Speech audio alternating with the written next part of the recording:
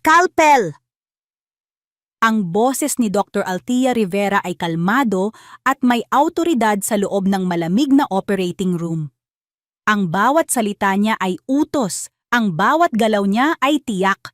Sa ilalim ng matinding liwanag ng ilaw, siya ang reyna sa kanyang kaharian at ang kaharian niya ay ang buhay at kamatayan. Suction! Sinunod kaagad ng nurse ang kanyang utos. Nakatutok ang lahat ng atensyon niya sa maselang operasyon sa puso na kanyang ginagawa. Ito ang mundo niya. Dito, ang tanging mahalaga ay ang tibok ng puso sa monitor, ang galing ng kanyang mga kamay, at ang manipis na linya na naghihiwalay sa pasyente mula sa kabilang buhay. Dito, kontrolado niya ang lahat. Ngunit bigla, sa isang iglap, gumuho ang lahat ng kontrol na iyon. Nagsimulang umikot ang paligid. Ang matingkad na ilaw sa itaas ay tila naging isang malabong bilog ng liwanag. Naramdaman niya ang malamig na pawis na namumuo sa kanyang noo sa ilalim ng kanyang surgical cap. For a millisecond, her hand, holding a critical instrument, faltered. Hindi! Hindi maaari! Ang sigaw ng isip niya. Mabilis niyang ibinalik ang kanyang focus. Pinilit na huwag pansinin ang pagkahilo. Isang buhay ang nakasalalay sa kanya. Hindi ito ang oras para maging mahina. Ipinagpatuloy niya ang operasyon, ang kanyang mga galaw ay kasing presiso pa rin tulad ng dati, ngunit sa loob niya, isang bagyo ng takot ang nagsisimulang mamuo. Ang bawat tibok ng puso sa monitor ay tila sumisigaw ng isang katotohanang pilit niyang tinatakasan. Pagkatapos ng halos 4 na oras, sa wakas ay tapos na. Vitals are stable. Closing now. Tagumpay ang operasyon. Narinig niya ang mga buntong hininga ng ginhawa mula sa kanyang team. Ngunit si Althea, hindi makaramdam ng anumang tagumpay. Tanging ang matinding pagod at ang paparating na kaba. Paglabas niya ng operating room, halos bumigay ang kanyang mga tuhod. Mabilis siyang napasandal sa pader ng pasilyo, hinihingal na para bang katatapos lang niyang tumakbo sa isang marathon. Magaling na trabaho, Doc Althea! Bati ng isang resident doctor na nakasalubong niya. Pinilit ni Althea na ngumiti. Salamat, pagod lang ito. Isang kasinungalingan. Alam niyang hindi lang ito pagod. Nagmamadali siyang pumasok sa pinakamalapit na doctor's lounge at dumiretso sa banyo. Nanginginig ang mga kamay niyang binuksan ang kanyang bag at kinuha ang isang maliit na kahon na ilang araw na niyang itinatago. Ang kahon na kinatatakutan niyang buksan. Habang nakatitig sa salamin, isang estranghero ang tumitig pabalik sa kanya. Isang babaeng may takot sa mga mata. Ito ba talaga si Dr. Althea Rivera? Ang hinahanga ang head of cardiothoracic surgery? Ang babaeng isinakripisyo ang lahat para sa kanyang karera?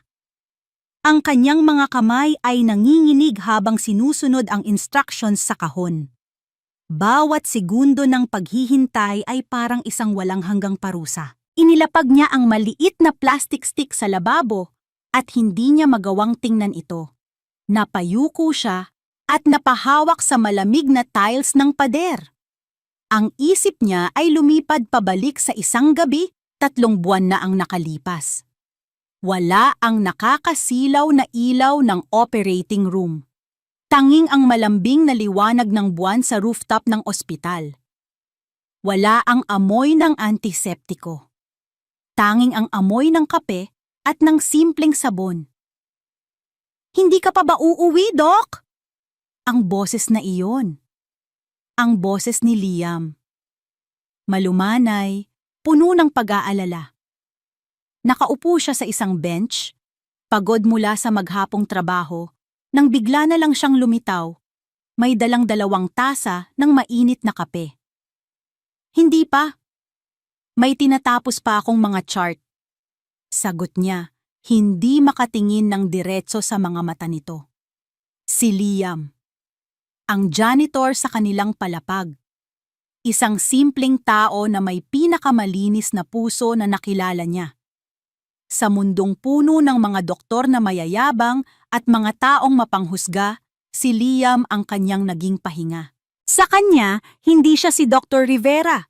Sa kanya, siya lang si Althea. Masyado mong pinapagod ang sarili mo, sabi nito, at iniabot sa kanya ang isang tasa. Heto, para sa'yo. Nagtagpo ang kanilang mga kamay. Naramdaman niya ang kalyo sa palad nito. Isang paalala ng mundong pinagmulan nito. Isang mundong napakalayo sa mundo niya. Ngunit sa halip na iwasan ito, naramdaman niya ang isang kakaibang kapanatagan. Sa mga sumunod na linggo, ang kanilang mga simpleng pag-uusap sa gabi ay naging mas malalim.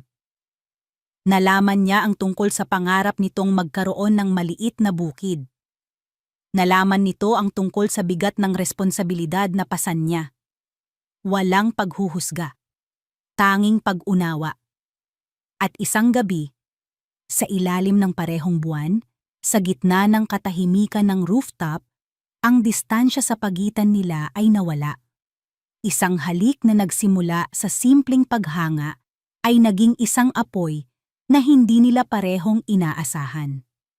Isang gabing puno ng mga lihim na pangako at mga damdaming hindi dapat maramdaman. Isang malakas na kabog sa dibdib ang nagpabalik kay Althea sa kasalukuyan. Dahan-dahan, pinilit niyang ibaling ang kanyang mga mata sa lababo. 2 linya. 2 malinaw. Hindi mapagkakamali ang linya ng kulay rosas. Naramdaman niya ang unti-unting pag-init ng kanyang mga mata. Isang butil ng luha ang pumatak sa kanyang kamay. Ang 2 linyang iyon ay hindi lang isang resulta. Ito ay isang hatol. Ang katapusan ng lahat ng pinaghirapan niya. Ang katapusan ng kanyang perpektong mundo. Paano niya sasabihin kay Liam? Paano niya haharapin ang mga kasamahan niya? Ang buong ospital? Isang top surgeon? At isang janitor? Sisirain siya ng mga tao. Dudungisan nila ang pangalan niya, ang kanyang pangarap, ang kanyang reputasyon. Ang lahat, mawawala. Napasubsob siya sa lababo, ang mga hikbi niya'y pinipigilan ng kanyang mga kamay. Hindi niya alam kung gaano siya katagal sa ganoong posisyon. Ang tanging alam niya ay ang sakit na dumudurog sa kanyang puso. Bigla, isang malakas na katok sa pinto ang pumutol sa kanyang pag-iisip.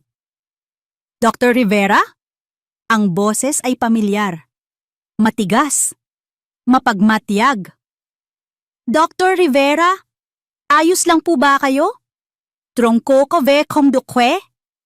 Napatayo ng tuwid si Althea. Ang kanyang puso ay bumagsak sa kanyang tiyan. Ang head nurse. Mabilis niyang dinampot ang pregnancy test at itinago ito sa bulsa ng kanyang puting damit. Ang puting damit na dati simbolo ng kanyang kapangyarihan, ngayon ay tila isang kulungan para sa kanyang pinakamadilim na lihim.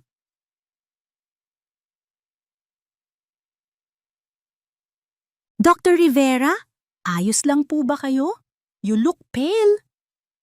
Ang boses ng head nurse, si Nurse Ratched sa isip-isip ni Althea, ay tumago sa pinto. Matalas at walang anumang bahid ng tunay na pag-aalala. Ito ay boses ng isang taong naghahanap ng butas, ng kahinaan. Mabilis na umayos ng tayo si Althea. Huminga siya ng malalim, pinilit na pakalmahin ang nanginginig niyang mga kamay at ang kumakabog niyang dibdib. Ang pregnancy test sa loob ng kanyang bulsa ay tila isang nagbabagang bakal. Okay lang ako, Nurse Gina, sagot niya, sinisikap na gawing normal at bahagyang pagod lamang ang kanyang boses. Mahabang operasyon lang, I just need a moment. Sige po, Doc. May kape sa lounge kung gusto ninyo. Narinig ni Althea ang papalayong mga yabag. Naghintay pa siya ng ilang sandali bago dahan-dahang binuksan ang pinto. Sumilip siya sa labas. Walang tao. Nakahinga siya ng maluwag, ngunit alam niyang ito ay pansamantala lamang. Ang sikreto niya ay isang bombang orasan.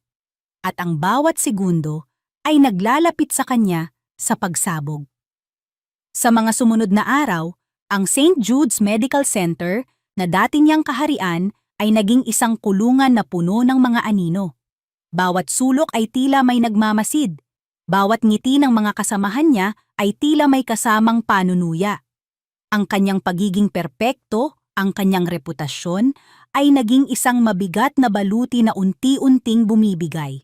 Isang umaga, sa kalagitnaan ng isang mahalagang board meeting kasama ang lahat ng department heads, bigla itong umatake. Pinag-uusapan nila ang budget para sa susunod na taon.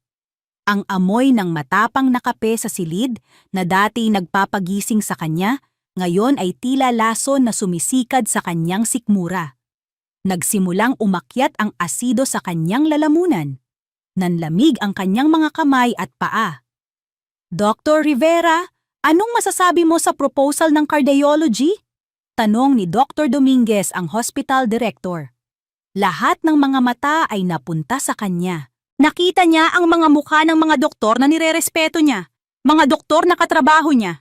Ngayon, para silang isang firing squad. Sinubukan niyang magsalita, ngunit tanging isang pilit na tunog ang lumabas sa kanyang bibig. Kailangan niyang makalabas. Ngayon na. "Excuse me for a moment," mabilis niyang sabi, kasabay ng pagtayo na halos ikabuwal niya. Hindi na niya hinintay ang sagot nila. Mabilis siyang lumabas ng conference room, ang kanyang mga kamay ay nakatakip sa kanyang bibig. Narating niya ang banyo sa dulo ng pasilyo at doon ay inilabas niya ang lahat. Habang nakaluhod sa malamig na sahig, nanginginig at hinahabol ang hininga, hindi ang pagsusuka ang pinakamasakit. Ito ay ang kahihiyan, ang pagkawala ng kontrol. Siya, si Dr. Althea Rivera, ay nagsusuka sa banyo na parang isang bagitong intern na hindi kinaya ang unang operasyon. Paglabas niya, naghugas ng muka at sinubukang ayusin ang sarili sa salamin, alam niyang huli na ang lahat. Nakita nila ang kanyang kahinaan. At sa isang lugar na tulad ng St. Jude's, ang kahinaan ay dugo sa tubig na puno ng mga pating. Kinabukasan, naramdaman niya ang pagbabago. Naglalakad siya sa pasilyo nang may marinig siyang nagbubulungan sa isang nurse's station. Hindi niya gaanong narinig, ngunit sapat na ang mga salitang isang doktor daw, laging pagod, at parang may iba. Pagkakita sa kanya, bigla silang tumahimik, ang kanilang mga mata ay mabilis na umiwas. Ang katahimikan na iyon ay mas malakas pa sa anumang sigaw. Ito ang kumpirmasyon. Nagsimula na ang apoy. Isang maliit na sitsit na hindi magtatagal ay magiging isang dambuhalang sunog na tutupok sa lahat ng pinaghirapan niya. Sa gitna ng lumalaking bangungot na ito, may isang tao na nanatiling kanyang liwanag. Hapon na iyon, pagod at walang gana, naupo siya sa isang bench sa hindi gaanong puntahan na garden ng ospital. Doon niya naramdaman na ligtas siya, kahit sandali lang. "Althea?" Napalingon siya. Si Liam. May dala itong isang paper cup. Dahan-dahan itong lumapit, ang muka ay puno ng sinserong pag-aalala. "Napansin kong hindi ka maganda nitong mga nakaraang araw," sabi nito sa malumanay na boses. "Nag-aalala ako sa'yo." "Heto, salabat," sabi ng lola ko, "magaling daw to sa nahihilo." Iniabot nito ang mainit na tasa. Sa simpleng gesto na iyon, naramdaman ni Althea ang isang matinding kirot sa kanyang puso. Ito ay isang halo ng pasasalamat at sakit. Ang kabaitan ni Liam, ang kanyang kawalang malay sa bagyong paparating, ay parang isang punyal na tumutusok sa kanya. "Salamat, Liam," sabi niya. Ang kanyang boses ay bahagyang nanginginig. Tinanggap niya ang tasa. Ang init nito ay gumapang sa kanyang nanlalamig na mga kamay. "Wala yon," sagot nito, at umupo sa tabi niya, nag-iingat na mapanatili ang kaunting distansya. "Basta magpagaling ka, namimiss ko na yung ngiti ng paborito kong doktora." Napangiti si Althea, ngunit isang mapait na ngiti. Kung alam lang ni Liam. Kung alam lang niya na siya ang dahilan ng lahat ng ito. Kung alam lang niya na ang bunga ng kanilang lihim na pag-ibig ang siyang sisira sa kanya. Gusto niyang sabihin, gusto niyang sumandal sa balikat nito at umiyak. Pero hindi pwede. Paano niya magagawang idamay ang isang taong busilak ang puso sa kanyang magulong mundo? Ang kahihiyan ay para sa kanya lamang. Hindi niya hahayaang madungisan din si Liam. Pagod lang talaga ako. Muli niyang pagsisinungaling. Salamat dito. Ang sandaling iyon, na dapat sana'y nagbigay ng kapanatagan, ay lalo lang nagpabigat sa kanyang dibdib. Bawat segundo na kasama niya si Liam ay isang paalala ng kanyang malaking kasalanan at ng imposibleng sitwasyon nila. Kinabukasan, ang huling pako sa kanyang kabaong ay ibinaon. Nasalubong niya si Dr. Marco Santos, isa sa mga pinakamahusay na neurosurgeon at dati niyang naging kaibigan at karibal sa medical school. Dati, lagi silang nagbabatian, nag-aasaran pa nga tungkol sa kani-kanilang mga kaso. Marco! Bati niya. Ngunit si Dr. Santos ay hindi ngumiti. Tiningnan lang siya nito mula ulo hanggang paa, isang malamig at mapanghusgang tingin, bago tumango ng bahagya at nagpatuloy sa paglakad.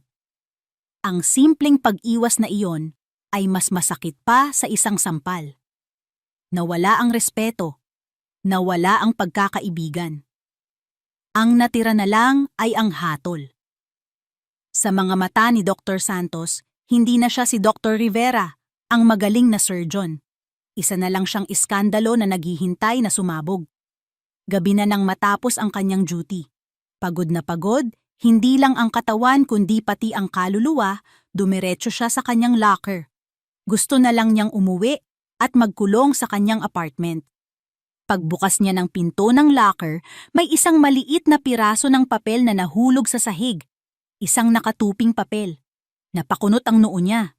Kinakabahan, dahan-dahan niya itong pinulot.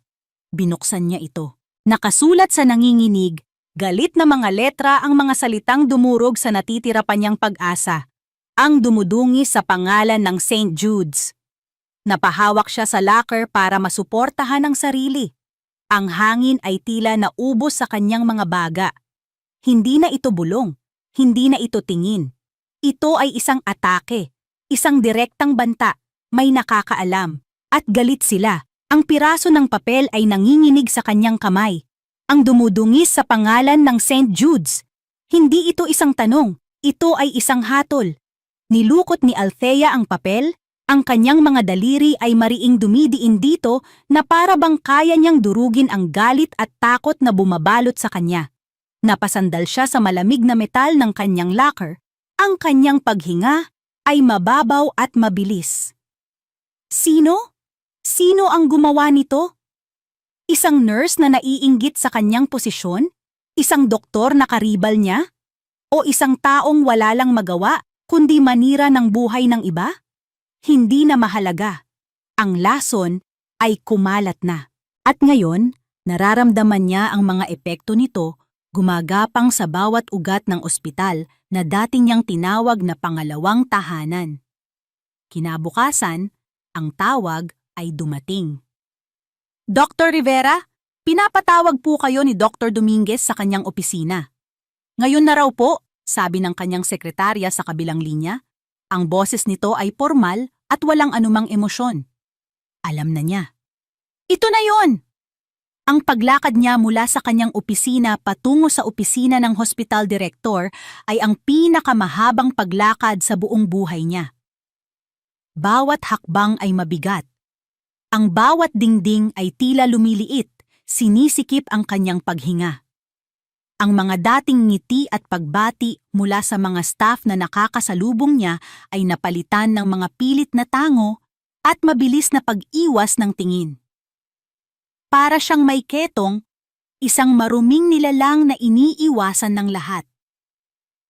Pagpasok niya sa opisina ni Dr. Dominguez, naroon na ang dalawa pang miyembro ng board.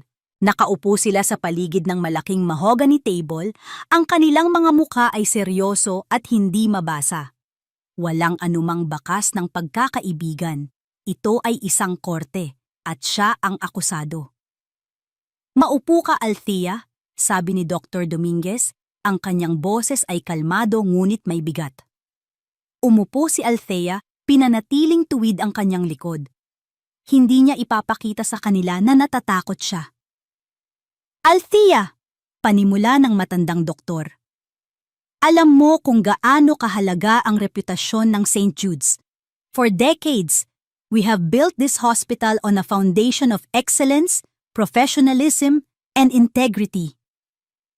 Hindi siya direktang tinutukoy, ngunit bawat salita ay isang bala na tumatama sa kanya. Reputasyon, profesionalismo, integridad, ang lahat ng mga bagay na pinaghirapan niyang itayo. May mga nakakarating sa aming mga usap-usapan, pagpapatuloy nito. Mga usap-usapan na hindi maganda para sa imahe ng isang department head, para sa imahe ng ospital. Mga chismis lang yan, Direktor! Mahinahon ngunit mariin niyang sagot. Isang mapait na ngiti ang gumuhit sa labi ni Dr. Dominguez. Ang chismis, totoo man o hindi, ay may kapangyarihang manira. At hindi natin hahayaang masira ang pangalan ng St. Jude's. Doon, naintindihan niya ang lahat. Hindi sila interesado sa katotohanan. Hindi sila interesado sa kanyang panig. Ang tanging gusto nila ay patahimikin ang iskandalo. At ang pinakamadaling paraan para gawin iyon ay ang alisin ang pinagmumulan nito. Siya. Anong gusto ninyong mangyari? Tanong niya. Ang kanyang boses ay malamig na. Nagkatinginan ang mga miyembro ng board. Walang nagsalita, ngunit ang kanilang katahimikan ay isang malinaw na sagot. Gusto nilang umalis siya. Lumabas si Althea sa opisinang iyon na parang isang multo. Wala siyang maramdaman. Manhid. Ang galit at takot ay napalitan ng isang malawak na kawalan ng pag-asa. Tapos na ang laban. Natalo na siya bago pa man niya ito masimulan. Ang unang pumasok sa isip niya ay si Liam. Kailangan niya si Liam. Kailangan niya ang yakap nito, ang katiyakan na sa kabila ng lahat, may isang tao pa ring nakakakita sa tunay na pagkatao niya. Mabilis siyang naglakad patungo sa ward kung saan alam niyang naka-duty ito. Ngunit bago pa man siya makaliko sa pasilyo, natigilan siya sa kanyang nakita. Sa di kalayuan, nakatayo si Liam, nakayuko. Sa harap nito ay ang head nurse, si Gina. Nakapameywang ito at galit na nagsasalita. Hindi niya marinig ang eksaktong sinasabi, ngunit nakikita niya ang paggalaw ng mga labi nito, ang pagtaas ng kilay nito, ang panlalait sa mga mata nito. Nakikita niya si Liam na tumatanggap lang ng lahat ng iyon, hawak ang isang basahan na para bang iyon ang pinakamabigat na bagay sa buong mundo. Isang imahe ang biglang pumasok sa isip ni Althea. Ang buong ospital, ang buong mundo, na ginagawa iyon kay Liam dahil sa kanya. Hinahamak, pinagtatawanan, ipinapahiya. Isang matinding kirot ang dumurog sa kanyang puso. Hindi niya iyon hahayaan. Kaya niyang tiisin ang lahat ng sakit para sa sarili niya. Ngunit hindi niya kayang makita si Liam na nasasaktan dahil sa kanya. Ang pag-ibig na dapat sana'y maging kanlungan nila ay magiging isang sandata na sisira dito. Dahan-dahan siyang umatras, pabalik sa dilim ng pasilyo bago pa man siya makita ni Liam. Doon, sa sulok na iyon, ginawa niya ang kanyang huling desisyon. Hindi lang ito para sa kanyang karera. Ito ay para kay Liam. Bumalik siya sa kanyang opisina, ang bawat hakbang ay may bigat ng 1,000 bato. Pag-upo niya sa kanyang mesa, tumunog ang kanyang telepono. Isang numero na pamilyar sa kanya. Ang asawa ni Mrs. Santos, isang matandang pasyente na ilang taon na niyang inaalagaan at nakatakdang operahan niya sa susunod na linggo. Hello, this is Dr. Rivera. Doc, good morning po.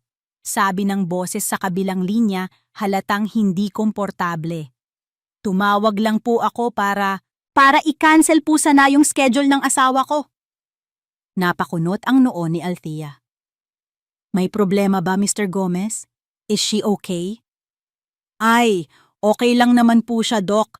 Nagdesisyon lang po kami na kumuha ng second opinion. Opo, second opinion. Ang pag-aalinlangan sa boses nito ay halatang halata. Pasensya na po, Doc. May mga narinig lang po kasi kami. Hindi na nito kailangang tapusin. May mga narinig kami. 3 salita na tumapos sa lahat. Ang lason ay umabot na sa mga pasyente niya. Ang tiwala na pinaghirapan niyang makuha sa loob ng maraming taon ay naglaho na parang bula. Naiintindihan ko, sabi ni Althea. Ang kanyang boses ay walang emosyon. Sige po, ingatan ninyo si Mrs. Gomez. Ibinaba niya ang telepono.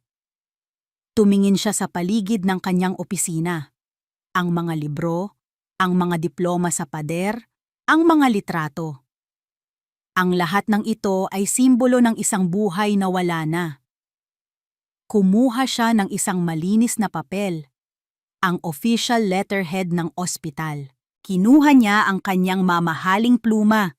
Ang kamay niya ay hindi na nanginginig. Mayroon ng isang nakakakilabot na kapayapaan sa loob niya. Ang kapayapaan ng isang taong wala nang maaaring mawala pa. Nagsimula siyang magsulat. Ang mga salita ay simple, formal, at malamig. Isang sulat ng pagbibitiw. Habang isinusulat niya ang huling pangungusap, isang butil ng luha ang pumatak sa papel, bahagyang nagpamantsa sa tinta. Hindi ito luha ng kalungkutan. Ito ay luha ng paalam. Gabi na. Ang buong ospital ay tahimik na. Iniwan ni Althea ang sulat sa gitna ng kanyang mesa, sa lugar kung saan madali itong makikita. Hindi na siya nag-abala pang ayusin ang kanyang mga gamit. Kinuha lang niya ang kanyang bag na may lamang ilang mahahalagang bagay. Tahimik siyang lumabas ng kanyang opisina sa huling pagkakataon. Dumaan siya sa mga pasilyo na dati nilalakaran niya ng may pagmamalaki. Ngayon, para siyang isang magnanakaw tumatakas sa dilim. Nasa parking lot na siya, malapit nang pumasok sa kanyang sasakyan, nang biglang mag-vibrate ang kanyang cellphone. Kinuha niya ito mula sa kanyang bag. Sa screen, isang pangalan ang umilaw. Isang pangalan na kumakatawan sa lahat ng saya at sakit na nararamdaman niya. Liam. Tumitig siya sa screen, ang pangalan nito ay paulit-ulit na kumikislap. Isang tawag mula sa buhay na kanyang tinatalikuran. Ang puso niya ay sumisigaw na sagutin ito, na marinig ang boses nito sa huling pagkakataon. Ngunit pinigilan niya ang kanyang sarili. Ang pagsagot sa tawag na iyon ay isang kahinaan. Ito ay isang pag-aalinlangan. Sa halip, gamit ang isang nanginginig na daliri, pinindot niya ang power button. Ang screen ay nagdilim. Ang tawag ay naputol. Ang koneksyon nila ay pinutol niya. Sumakay siya sa kanyang kotse at pinaandar ito, papalayo sa St. Jude's, papalayo kay Liam, papalayo sa buhay na kanyang binuo at winasak. Tanging ang dilim lamang ng gabi ang kanyang kasama.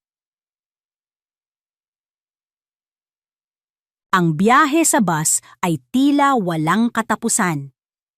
Bawat kilometrong nilalakbay palayo sa Maynila ay 1 kilometro palayo sa buhay na kanyang tinalikuran. Nakasandal ang ulo ni Althea sa malamig na salamin ng bintana, pinapanood ang mga gusali na dahan-dahang napapalitan ng mga puno at ang mga puno na napapalitan ng malawak na mga bukirin. Manhid pa rin ang kanyang pakiramdam. Ang kanyang puso ay isang malaking espasyo na puno ng katahimikan at sakit. Pagkalipas ng halos 4 na oras, bumaba siya sa terminal ng San Rafael, Batangas. Agad siyang sinalubong ng hangin. Isang hangin na iba sa hangin ng syudad. Dala nito ang amoy ng alat ng dagat na humahalo sa sariwang hangin ng probinsya. Dama niya ang sikat ng araw sa kanyang balat, mas mainit, mas totoo. Ito ang kanyang bayan. Ang lugar kung saan siya lumaki bago siya naging si Dr. Althea Rivera, ang bituin ng St. Jude's. Dito, siya lang si Thea.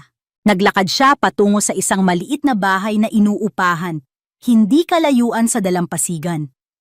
Ito ay isang simpleng bahay kubo na gawa sa kahoy at kawayan na papaligiran ng mga puno ng niyog. Napakalayo sa kanyang modernong condo unit sa Maynila, ngunit sa unang pagkakataon sa loob ng maraming linggo, nakaramdam siya ng bahagyang kapayapaan. Naging simple ang kanyang mga araw. Sa umaga, gigising siya sa tunog ng mga alon, hindi sa tunog ng alarm clock o ng emergency calls.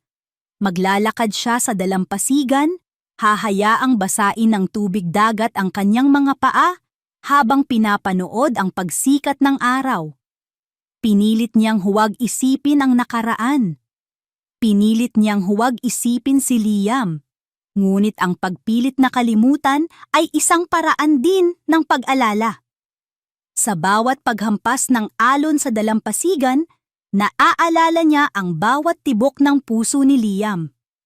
Sa init ng araw, naaalala niya ang init ng mga yakap nito. Sa katahimikan ng gabi, naririnig niya ang malumanay nitong boses. May isang maliit na karinderya malapit sa kanyang tinutuluyan. Pag-aari ng isang matandang babae na nagngangalang Aling Nena. Ito ang naging kanlungan niya tuwing tanghalian. "O Ineng, heto na ang paborito mong sinigang," sabi ni Aling Nena isang araw. Inilalapag ang isang mainit na mangkok sa kanyang mesa. "Napansin ko, parang malungkot ka pa rin.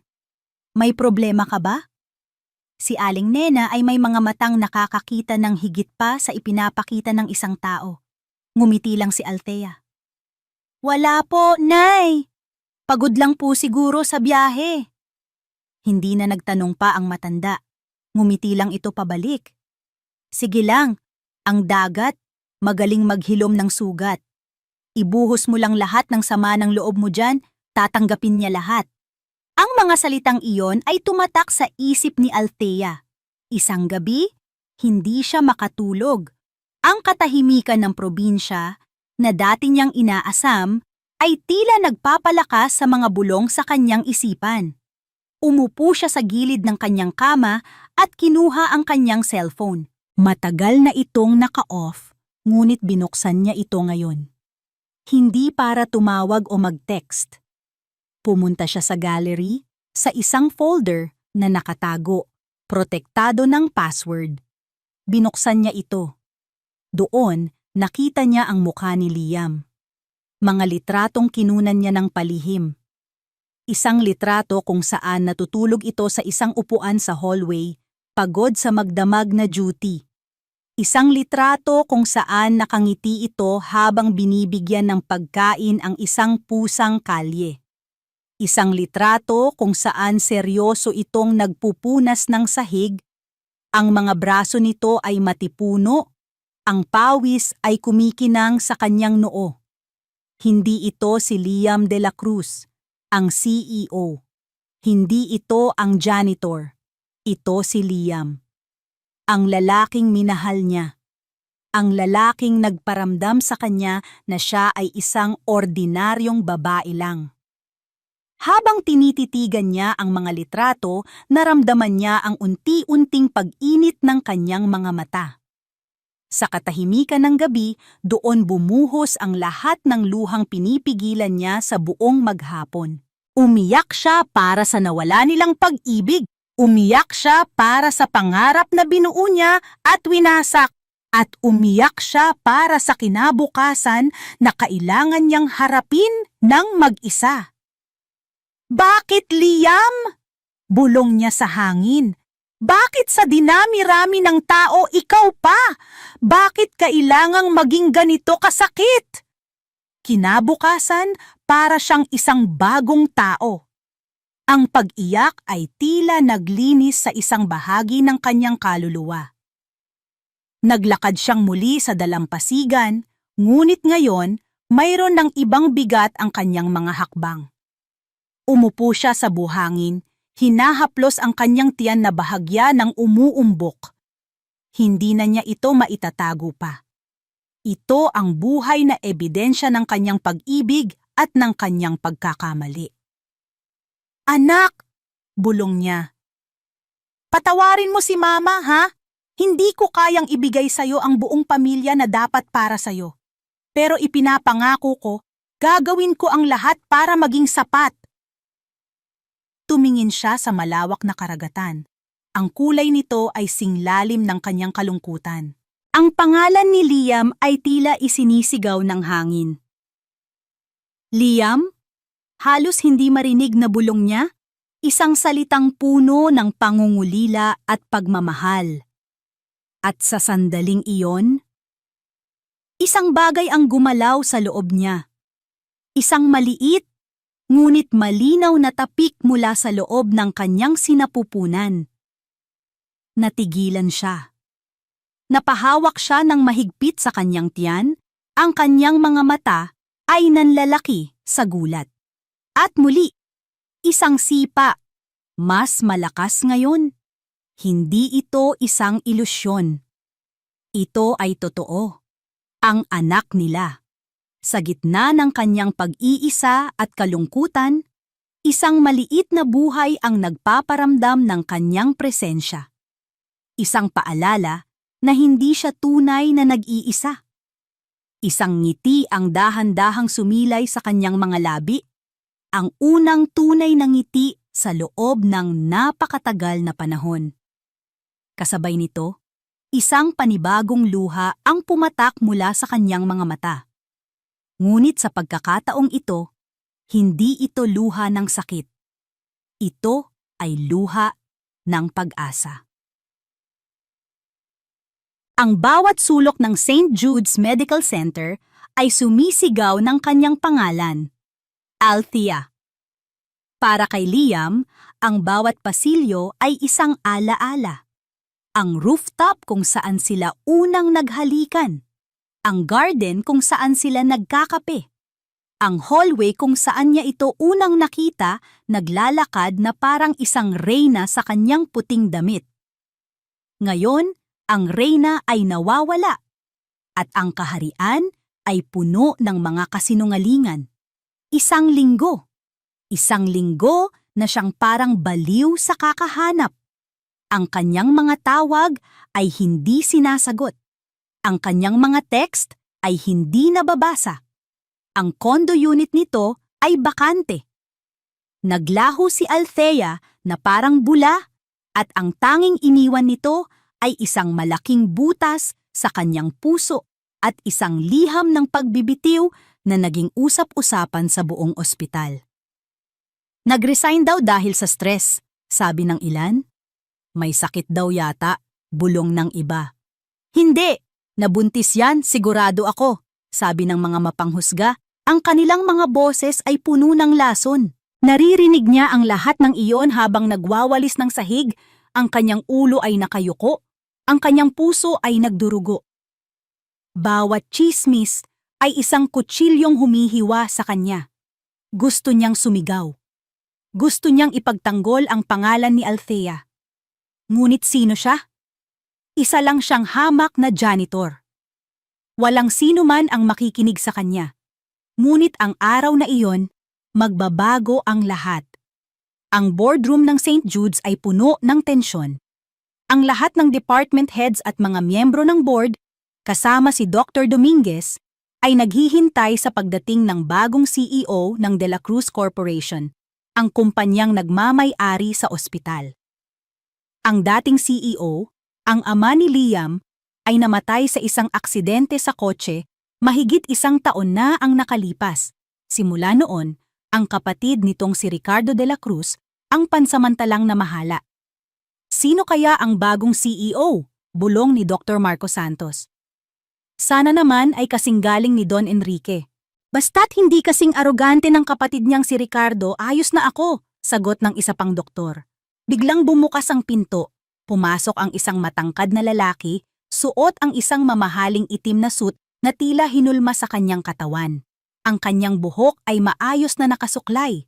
Ang kanyang mga mata ay matalas at puno ng isang bagay na hindi pa nila nakikita dati.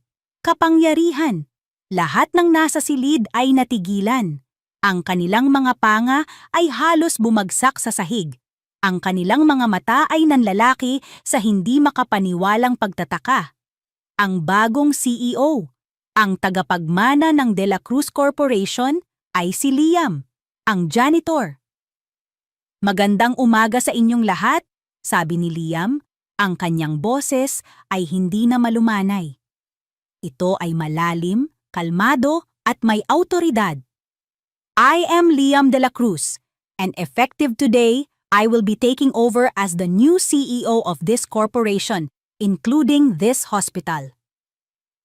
Naglakad siya patungo sa dulo ng mesa, sa upuang nakalaan para sa pinuno. Ang bawat hakbang niya ay may bigat. Dinaanan niya ang mga doktor na dati hindi man lang siya tinitingnan. Dinaanan niya si Dr. Dominguez, na ngayon ay maputla at parang nakakita ng multo. But how? Nauutal na tanong ni Dr. Dominguez. I decided to work from the ground up to truly understand this company. Simpleng sagot ni Liam, isang handa ng kasinungalingan. To see who is loyal and who is not. To hear what is truly being said in the hallways. Ang huling pangungusap ay tila isang punyal na direktang tumama sa puso ng bawat isa sa kanila. Ang janitor na binaliwala nila ay nakarinig ng lahat. Pagkatapos ng maikli at tensyonadong pagpupulong, naiwan si Liam sa boardroom kasama ang kanyang pinagkakatiwalaang assistant at security head, si Marco. Well, that was a show, sabi ni Marco na may bahagyang ngiti. Nawala ang tigas sa mukha ni Liam. Ang anino ng CEO ay napalitan ng mukha ng isang lalaking desperado. Napasabunot siya sa kanyang buhok. Any news about Althea? Tanong niya, ang kanyang boses ay puno ng pag-aalala. Umiling si Marco. Wala pa, sir. But my men are checking every lead. We will find her. Hindi lang ito simpleng pag-alis, Marco. Sabi ni Liam, ang kanyang mga kamao ay nakakuyom. Tinulak siya palayo. Pinilit siyang umalis. At alam kong may kinalaman dito ang tiyuhin ko. Huminga ng malalim si Liam at tumingin sa labas ng malaking bintana. Tanaw ang buong syudad. The reason I went undercover wasn't just to learn the business, pagamin niya. I was investigating my father's death. I never believed it was an accident. And my uncle Ricardo is the primary suspect. He runs the company with an iron fist, but I know he's been cooking the books, making shady deals. Nagtago ako sa St. Jude's dahil ito ang isa sa mga unang kumpanyang binili ni Papa. I was looking for old files, any evidence that could link Ricardo to my father's death. And then, I met her. Naalala niya si Althea, ang kanyang tapang, ang kanyang talino, ang kanyang kalungkutan. She was the only person who saw me, Marco. Not as a janitor but as a person. I fell in love with her. But my secret put her in danger. I'm sure of it. My uncle must have found out about her. He saw her as my weakness. The rumors, the pressure. This has Ricardo's dirty hands all over it. He destroyed her career to get to me. Isang apoy ng galit ang nag-aalab sa mga mata ni Liam. Galit sa kanyang tiyuhin at galit sa kanyang sarili. Find her, Marco! Find out who started the rumors! I want every single person who hurt her to pay! Utos niya, ang boses niya ay malamig na parang yelo. I will burn this entire hospital to the ground if I have to. Walang sino man ang mananakit sa babaeng mahal ko. Biglang tumunog ang cellphone ni Marco. Sinagot niya ito at nakinig ng mabuti. Habang tumatagal, ang kanyang mukha ay nagbago. Sige, understood. Ibinaba niya ang tawag at humarap kay Liam. Ang kanyang mukha ay seryoso. Sir Liam, sabi niya, may balita na kami. Napatayo ng tuwid si Liam. Ang kanyang puso ay kumabog ng mabilis. Where is she? Is she okay? We found her, sir! Sagot ni Marco. Ang kanyang boses ay maingat. She's in San Rafael, Batangas! Ang kapayapaan sa San Rafael ay marupok, ngunit para kay Althea, ito ay sapat na. Ang kanyang mundo ay lumiit sa dalampasigan, sa maliit na kubo na kanyang inuupahan, at sa palengke kung saan ang bawat isa ay kilala siya bilang si Thea, ang buntis na taga Maynila na naghahanap ng katahimikan. Isang maaraw na umaga, habang namimili siya ng mga sariwang gulay sa palengke, naramdaman niya ang isang biglaang pagbabago sa paligid. Ang masayang ingay ng mga nagtitinda at mamimili ay tila humina. Ang mga tao ay natigilan, ang kanilang mga mata ay nakatuon sa isang direksyon. Sa kalsada. Napakunot ang noo ni Althea. Sinundan niya ang kanilang mga tingin, at doon nakita niya ito. Isang makintab na itim na luxury sedan, napakabago at napakamahal, na dahan-dahang gumagapang sa makipot at maputik na kalsada ng palengke. Ito ay isang bagay na hindi nabibilang sa lugar na iyon, isang itim na perlas sa gitna ng buhangin. Huminto ito ilang metro lang mula sa kanyang kinatatayuan. Sino ang bibisitahin ng ganito kayaman na tao sa kanilang simpleng bayan? Isang lalaking nakaunipormeng driver ang mabilis na bumaba at binuksan ang pinto sa likuran. At mula sa loob, isang figura ang lumabas. Isang lalaking matangkad, nakasuot ng isang kulay abong suit na tila isinukat para lamang sa kanya at isang pares ng mamahaling leather shoes. Ang paraan ng kanyang pagtayo, ang kanyang tindig, lahat ay sumisigaw ng kapangyarihan at yaman. Napatigil sa pagtibok ang puso ni Althea. Ang bayong na puno ng gulay ay halos mabitawan niya. Ang lalaki. Kilala niya ang lalaking iyon, ngunit imposible. Dahan-dahan itong lumingon at ang mga mata nila ay nagtagpo sa gitna ng nagtatakang karamihan. Ang mukhang iyon, ang mga matang iyon na puno ng kalungkutan, ang panga na tila laging seryoso, ang mga labing minsan niyang hinagkan, ay hindi niya maaaring ipagkamali. Si Liam. Ngunit hindi ito ang Liam na kilala niya. Hindi ito ang Liam na nakasuot ng kupas na asul na uniforme, na may dalang walis at dustpan. Ito ay isang estranghero. Isang estrangherong may mukha ng lalaking kanyang minamahal. Nagsimulang maglakad si Liam patungo sa kanya. Bawat hakbang nito ay tila isang malakas na dagundong sa kanyang dibdib. Ang mga tao sa paligid ay nagbubulungan. Nagtataka kung sino ang babaeng buntis na pinuntahan ng isang napakayamang dayo. Althea! Sabi nito nang makalapit. Ang boses nito ay puno ng emosyon na hindi niya maintindihan. Liam? Halos pabulong niyang sagot. Anong ginagawa mo dito? At bakit ganyan ang suot mo? Hindi sumagot si Liam. Tiningnan lang nito ang mga matang mapanghusga sa paligid nila. Hindi dito ang lugar para mag-usap. Please, sumama ka sa akin. Dinala siya ni Liam sa dalampasigan, sa parehong lugar kung saan niya naramdaman ang unang sipa ng kanilang anak. Ang katahimikan ay nabasag lamang ng tunog ng mga alon. Kailangan mong magpaliwanag, Liam, sabi ni Althea. Ang kanyang boses ay nanginginig sa pagitan ng pagkalito at takot. Huminga ng malalim si Liam. Tumingin ito sa malayo, sa abot tanaw.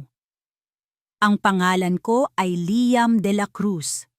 De la Cruz. Ang pangalan ay umalingaw-ngaw sa isip ni Althea. De la Cruz. Ang pamilyang nagmamay-ari ng St. Jude's. Hindi maaari. Ako ang anak ni Enrique de la Cruz, pagpapatuloy nito. Ako ang tagapagmana ng De La Cruz Corporation. Ako ang may-ari ng ospital kung saan ka nagtrabaho. Ang bawat salita ay isang suntok sa sikmura ni Althea. Napaurong siya, ang kanyang mga mata ay nanlalaki sa gulat, at hindi makapaniwala. Kaya nagtago ako bilang isang janitor, sabi ni Liam. Ngayon ay nakatingin na ng diretso sa kanyang mga mata, puno ng pagsusumamo. Dahil iniimbestigahan ko ang pagkamatay ng mga magulang ko. Isang aksidente daw pero hindi ako naniniwala. Ang tiyuhin ko, si Ricardo, ang pansamantalang humawak sa kumpanya. May kutob akong may kinalaman siya dito. Nang malaman niyang may namamagitan sa atin, ginamit kanya Althea. Siya ang nasa likod ng mga tsismis. Siya ang nagpakalat ng mga kasinungalingan para sirain ka dahil alam niyang ikaw ang kahinaan ko. Gusto niya akong sirain para makuha niya ang buong kumpanya. Isang tawa ang kumawala sa mga labi ni Althea. Isang tawang walang saya, puno ng sakit at kabiguan. Kasinungalingan, sabi niya, umiiling. Lahat pala, kasinungalingan. Ang init ng galit ay nagsimulang pumalit sa kanyang pagkabigla. Ang mga pag-uusap natin sa rooftop, ang kape, ang mga ngiti mo, lahat ba yon bahagi ng pagpapanggap mo? Hindi. Mabilis na sagot ni Liam. Lumapit ito sa kanya. Ang pagmamahal ko sa'yo, Althea. Yun lang ang totoo sa lahat ng ito. Pagmamahal? Sigaw ni Althea, ang mga luha ay nagsisimula ng mamuo sa kanyang mga mata. Iniwan ko ang lahat dahil sa'yo, ang karera ko, ang pangalan ko, ang buong buhay ko nawala dahil sa isang iskandalo at ngayon sasabihin mo sa akin na ang lalaking minahal ko ay hindi pala totoo? Na isa ka palang bilyonaryo na naglalaro ng mahirap-hirapan? Ginamit mo ko, Liam, o kung sino ka man. Bawat salita niya ay isang sampal kay Liam. Nakikita niya ang sakit sa mga mata nito, ngunit ang sarili niyang sakit ay mas matindi. Pakiramdam niya ay niloko siya sa pinakamasakit na paraan. Sa gitna ng kanyang galit, isang bagay ang ginawa ni Liam na hindi niya inaasahan. Dahan-dahan itong lumuhod sa buhanginan, sa harap niya. Ang mamahaling suit nito ay nabahiran ng basang buhangin, ngunit wala itong pakialam. Tumingin ito sa kanyang tiyan. Ang kanyang mga mata ay puno ng isang emosyon na hindi niya pa nakikita dati. Isang halo ng pagsamba, panghihinayang at walang katapusang pagmamahal. Dahan-dahan, iniangat nito ang nanginginig na kamay, nag-aalangan, na para bang humihingi ng permiso. Inilapat nito ang palad sa kanyang sinapupunan. Naramdaman ni Althea ang init ng kamay nito, at sa ilalim nito, gumalaw ang kanilang anak. Maaaring nagsinungaling ako tungkol sa kung sino ako, Althea, sabi ni Liam. Ang kanyang boses ay basag at puno ng pagsisisi. Tumingala ito sa kanya. Ang mga luha ay dumadaloy na rin sa mga mata nito. Pero hinding-hindi ako nagsinungaling tungkol sa pagmamahal ko sa'yo at sa anak natin. Ang mga salitang iyon ay tumagos sa pader ng galit na kanyang itinayo. Ang katapatan sa mga mata nito, ang bigat ng mga salita nito, ang init ng kamay nito sa kanyang tiyan, lahat ay nagsanib upang wasakin ang kanyang depensa.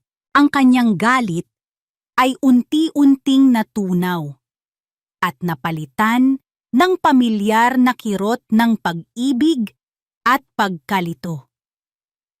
Ano ang dapat niyang gawin? Ano ang dapat niyang paniwalaan? At habang ang kanyang isip ay naguguluhan at ang kanyang puso ay nagtatalo, isang bagay ang biglang nangyari. Isang matalas, biglaang kirot ang pumunit sa kanyang katahimikan. Napasinghap siya, ang kanyang kamay ay mabilis na napahawak sa kanyang tiyan. Ang sakit ay mas matindi kaysa sa anumang naramdaman niya dati. Tumingin siya kay Liam, ang kanyang mga mata ay nanlalaki sa isang bagong uri ng takot. Liam, ang tanging salitang lumabas sa kanyang bibig, isang basag na bulong. Ang tubig ko. Sa ilalim ng kalmadong langit ng San Rafael, sa gitna ng kanilang nagtatalong mga mundo, Ang kanilang anak ay nagpasya. Panahon na. Nawala ang CEO. Nawala ang bilyonaryo. Sa isang iglap, si Liam de la Cruz ay naging isang ordinaryong lalaki na puno ng takot. Althea! Sigaw niya. Ang kanyang boses ay puno ng panik. Mabilis niyang inalalayan si Althea na napahawak ng mahigpit sa kanyang braso. Ang muka ay namimilipit sa sakit. Kailangan nating makarating sa ospital. Ngayon na, sabi ni Liam. Ang isip niya ay mabilis na nagpoproseso. Pero anong ospital? Ang pinakamalapit na disenteng pagamutan ay ilang oras pa ang layo. Doon, sa health center ng bayan, hirap na sabi ni Althea, humihinga ng malalim sa pagitan ng mga salita. Kaya na nila to, bilisan mo. Binuhat siya ni Liam na parang wala itong bigat. Ang mamahaling suit, ang leather na sapatos, lahat ay binaliwala niya habang tumatakbo sila pabalik sa sasakyan. Ang driver nito ay gulat na sumalubong sa kanila. Sa health center! Bilis! Sigaw ni Liam at ang sasakyan ay humarurot, nag-iwan ng alikabok sa simpleng palengke. Ang health center ng San Rafael ay maliit at simple. Napakalayo sa St. Jude's na may mga makabagong kagamitan. Ngunit ang mga nurse at ang nag-iisang doktor doon ay mabilis na kumilos. Nang makita nila ang sitwasyon ni Althea, agad nila itong inasikaso. Naiwan si Liam sa labas ng maliit na delivery room, walang magawa kundi maghintay. Ang bawat sigaw ni Althea mula sa loob ng kwarto ay parang isang matulis na kutsilyo sa kanyang dibdib. Hindi niya mapigilang maglakad-lakad sa makipot na pasilyo. Ang kanyang mga kamay ay nanginginig at malamig. Ang lalaking kayang magpatakbo ng isang multibilyong korporasyon ay walang kapangyarihan dito. Ang tanging magagawa niya ay magdasal. Ipinikit niya ang kanyang mga mata. Naalala niya ang galit sa mga mata ni Althea kanina lang. Ang mga akusasyon. Ang sakit. Lahat ng iyon ay totoo. Nagsinungaling siya. At dahil sa kasinungalingan niya, narito sila ngayon sa isang sitwasyong malayo sa dapat sanay para sa kanila. Panginoon, iligtas mo silang dalawa, paulit-ulit niyang bulong. Iligtas mo ang mag-ina ko. Ibibigay ko ang lahat, patawarin mo lang ako. Ang mga oras ay tila gumapang. Bawat minuto ay isang walang hanggang parusa. Hanggang sa wakas, isang tunog ang pumunit sa tensyonadong katahimikan. Ang malakas na iyak ng isang sanggol. Natigilan si Liam. Ang tunog na iyon, ito ang pinakamagandang musika na narinig niya sa buong buhay niya. Napasandal siya sa pader, ang kanyang mga tuhod ay biglang nanghina sa sobrang ginhawa. Ang mga luhang kanina pa niya pinipigilan ay malaya nang dumaloy sa kanyang mga pisngi. Ilang sandali pa, bumukas ang pinto. Isang nurse na may ngiti sa mga labi ang lumabas. "Congratulations po, sir," sabi nito. "Isang malusog na baby boy. Pwede niyo na pong makita ang mag-ina niyo." Dahan-dahan siyang pumasok sa silid. Nakita niya si Althea nakahiga sa kama, pagod ngunit may isang ngiti sa kanyang mga labi.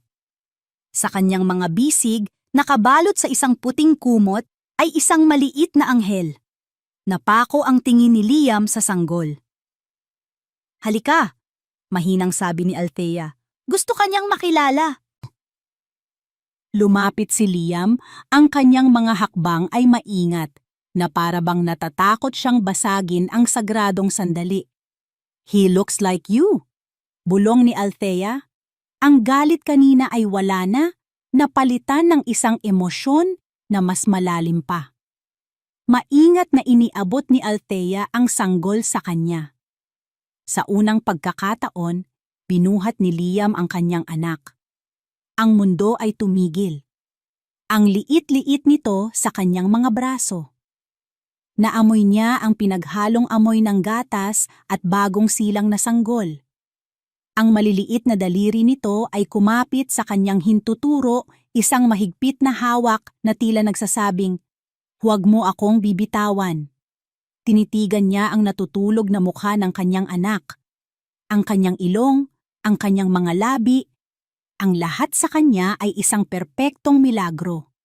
Sa sandaling iyon, nawala ang De La Cruz Corporation, nawala ang St. Jude's, nawala ang galit niya kay Ricardo. Ang natira na lang ay isang pagmamahal na napakalaki, isang pagmamahal na handang pumatay at mamatay para sa dalawang taong nasa harap niya. Anong ipapangalan natin sa kanya?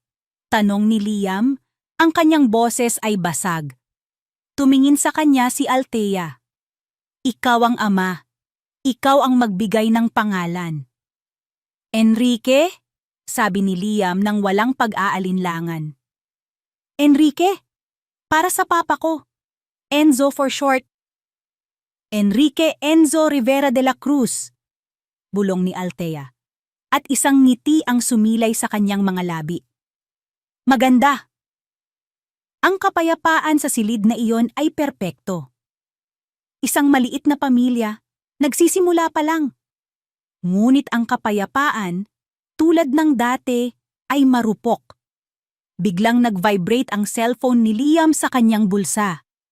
Ayaw niya sanang sagutin, ngunit nakita niyang si Marco, ang kanyang assistant, ang tumatawag. Isang tawag mula kay Marco ay laging importante. Dahan-dahan niyang ibinalik si Enzo sa mga bisig ni Althea. Sagutin ko lang to. Lumabas siya ng silid at sinagot ang tawag. Marco, what is it? Sir, sabi ni Marco sa kabilang linya, ang kanyang boses ay apurado at may halong galit. You need to see this. Check your email. Ngayon na. May masamang kutob si Liam. Mabilis niyang binuksan ang kanyang email sa telepono. Isang link mula kay Marco. Pinindot niya ito. Dinala siya nito sa isang sikat na online news site. At ang headline ay tila isang malakas na sampal sa kanyang muka. From janitor to billionaire, the shocking story of St. Jude's new CEO and the gold-digging doctor who trapped him. Nanlamig ang buo niyang katawan. Binasa niya ang artikulo. Isang kwentong binaluktot at puno ng lason. Isinalaysay nito kung paano nilandi ng isang ambisyosang surgeon na si Dr. Althea Rivera ang isang kawawang janitor. At nang malaman nitong ito pala ay isang bilyonaryo, ginamit nito ang isang bata para itali ang lalaki. Kasama sa artikulo ang mga litrato niya na nakasuot ng janitor's uniform at mga litrato ni Althea na kuha sa ospital. Sa ilalim ang comment section ay isang impyerno. Grabe! Desperada! Kawawang janitor. Na-jackpot lang. Hahaha! Dapat alisin ang lisensya ng doktor na yan. Walang moral! Habang binabasa niya ang mga komento, naramdaman niya ang pag-init ng kanyang dugo. Ang kanyang panga ay nagtiim, at ang kanyang mga kamay ay naikuyom ng napakahigpit na namuti ang kanyang mga buko. Ito ang gawa ng demonyo. Ito ang gawa ni Ricardo. At habang ang galit ay kumukulo sa loob niya, muling tumunog ang kanyang telepono. Ngunit sa pagkakataong ito, isang numero na hindi nakasave sa kanyang contacts, ngunit isang numerong kilalang-kilala niya. Sinagot niya ito. Hello pamangkin, sabi ng isang malamig at nanunuydong boses sa kabilang linya. Ang boses ng kanyang tiyuhin, si Ricardo de la Cruz. Anong kailangan mo? Mariing tanong ni Liam. Nabalitaan ko! Nagkaanak ka na raw? Congratulations! Sabi ni Ricardo, ang tawa nito ay nakakakilabot. How does it feel? Ang magkaroon ng isang pamilya, ang magkaroon ng isang bagay na pwede mong ikabahala? Hindi sumagot si Liam. Nagustuhan mo ba ang munting regalo ko? Ang article? Pagpapatuloy ni Ricardo. Simula pa lang yan, Liam. Simula pa lang yan ng pagpapakita sa mundo kung anong klasing babae ang pinili mo. Isang babaeng sumisira sa pangalan ng pamilya natin. Huwag mo silang idadamay dito, banta ni Liam. Ang kanyang boses ay mababa at puno ng panganib. This is between you and me. Isang tawa ulit ang narinig niya. Wala nang you and me, Liam. Simula nang pinili mo ang babaeng yan, dinamay mo na sila. Magsaya ka muna sa pamilya mo dahil sisimulan ko ng sirain yan, isa-isa. At ibinaba ni Ricardo ang tawag. Nakatayo si Liam sa pasilyo ng maliit na health center, hawak ang telepono. Ang saya na naramdaman niya kanina ay nawala, napalitan ng isang malamig at matigas na determinasyon. Hindi na ito tungkol sa pera o sa kumpanya. Hindi na ito tungkol sa paghihiganti para sa kanyang ama. Ito ay isang digmaan. At idineklara lang ni Ricardo na ang kanyang mag-ina ang target. Isang malaking pagkakamali. Ang katahimikan sa maliit na silid kung saan nagpapahinga si Althea kasama ang kanyang bagong silang na anak ay isang ilusyon. Sa labas ng mga pader ng health center, isang digital na bagyo ang namumuo at hindi magtatagal ay hahampasin nito ang kanilang munting mundo. Pagbalik ni Liam sa silid, sinubukan niyang itago ang galit at pag-aalala sa kanyang mukha. Nginitian niya si Althea, isang pilit na ngiti na hindi umabot sa kanyang mga mata. "Sino yon?" tanong ni Althea, napansin ang pagbabago sa kanyang aura. "Wala, trabaho lang," pagsisinungaling ni Liam. "Huwag mo munang isipin yon, magpahinga ka lang." Ngunit paano siya makakapagpahinga? Kahit na walang sinasabi si Liam, nararamdaman niya ito. Ang biglaang pagbabago sa hangin, ang tensyon. Kinabukasan lumabas sila ng health center. Nag-arkila si Liam ng isang mas pribadong bahay sa San Rafael, mas malayo sa kabayanan na may sariling gate at mataas na pader. Dinala niya doon si Althea at si Baby Enzo, kasama ang isang private nurse para tumulong sa pag-aalaga. "Para saan to, Liam?" tanong ni Althea habang inililibot ang tingin sa magandang bahay. "Hindi natin kailangan ng ganito." "Para sa seguridad ninyo," sagot ni Liam. Ang kanyang boses ay seryoso. "Hanggat hindi pa tapos ang gulo sa Maynila, gusto kong siguraduhing ligtas kayo dito." Ang gulo na tinutukoy ni Liam ay mas malala pa sa inaakala ni Althea. Isang hapon, habang natutulog si Enzo, hindi na natiis ni Althea ang pananahimik ni Liam. Habang nasa labas ito at may kausap sa telepono, kinuha ni Althea ang tablet na iniwan nito sa mesa. Binuksan niya ito at doon nakita niya ang lahat, ang mga news articles, ang mga litrato, ang libu-libong komento, gold digger, trapper, disgrace to all doctors. Ang mga salita ay tumusok sa kanya na parang mga bubog. Ang parehong mga akusasyon, ang parehong paghuhusga. Ngunit ngayon, 10 beses na mas malala. Dati, sa mga pasilyo lang ng ospital. Ngayon, buong Pilipinas na ang humuhusga sa kanya. Napahawak siya sa kanyang bibig, pinipigilan ang isang hikbi. Ito ang dahilan ng pag-aalala ni Liam. Ito ang bagyong pilit nitong itinatago sa kanya. Ngunit ang bagyo ay hindi na maitatago pa. Kinabukasan, ang katahimikan ng San Rafael ay binasag ng tunog ng mga sasakyan. Sumilip si Althea sa bintana at nakita niya ang isang grupo ng mga tao sa labas ng kanilang gate. May dala silang mga kamera, mga mikropono, mga reporters. Natagpuan na nila siya. "Dr. Rivera, totoo po ba ang mga akusasyon? Ano po ang masasabi ninyo sa mga nag-aakusa sa inyong gold digger kayo? Si Mr. De La Cruz po ba ang ama ng anak ninyo?" Ang mga tanong ay parang mga bala na tumatagos sa pader ng bahay. Si Liam at ang 2 security guard na kinuha niya ay agad na hinarang ang gate, ngunit ang mga reporters ay agresibo. Sinusubukan nilang kumuha ng litrato sa loob. Napaurong si Althea mula sa bintana, nanginginig. Binuhat niya si Enzo mula sa kuna nito at niyakap ng mahigpit na para bang kaya niyang protektahan ang kanyang anak mula sa ingay at dumi ng mundo sa labas. Ang tahimik na bayan na kanyang tinakasan ay naging isang sirko. Ang mga kapitbahay ay nagsilabasan, nag-uusisa. Ang kanilang mga tingin ay hindi na tingin ng pakikiramay, kundi tingin ng pag-uusisa at paghuhusga. Dito pala nagtatago yung doktora sa balita. Narinig niyang bulong ng isang kapitbahay sa labas. Si Aling Nena, ang may-ari ng karinderya, ay isa sa mga nasa labas. Sinubukan niyang itaboy ang mga reporters. "Lubayan ninyo siya! Wala siyang ginagawang masama!" Ngunit ang kanyang boses ay nalunod sa ingay. Sa loob ng ilang araw, ganoon ang naging eksena. Isang kulungan. Hindi sila makalabas.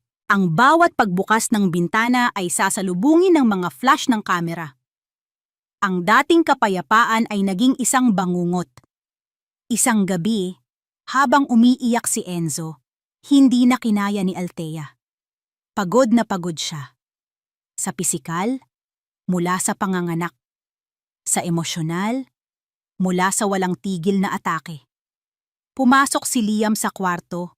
Ang mukha ay puno ng pagod at pagkakasala. "Althea? Hanggang kailan, Liam?"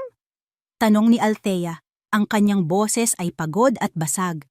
"Hanggang kailan tayo magtatago dito?" "I'm sorry," sabi ni Liam. "Ginagawa ko ang lahat." "Ginagawa mo ang lahat?" Putol ni Althea, isang mapait na tawa ang kumawala sa kanya. "Tingnan mo tayo, Liam. Tingnan mo kung anong nangyari sa atin. Tumakas ako sa Maynila para protektahan ang anak ko sa ganitong klasing mundo. Pero sinundan mo ko. Dinala mo ang gulo mo dito. Hindi ko to ginusto, Althea." "Pero nangyari na," sigaw niya. Ang mga luha ay dumadaloy na sa kanyang mga pisngi. "Nangyayari na. At ang anak ko, nadadamay sa isang laban na hindi naman niya dapat laban. Isang laban para sa pera at kapangyarihan mo." Nasaktan si Liam sa kanyang mga sinabi.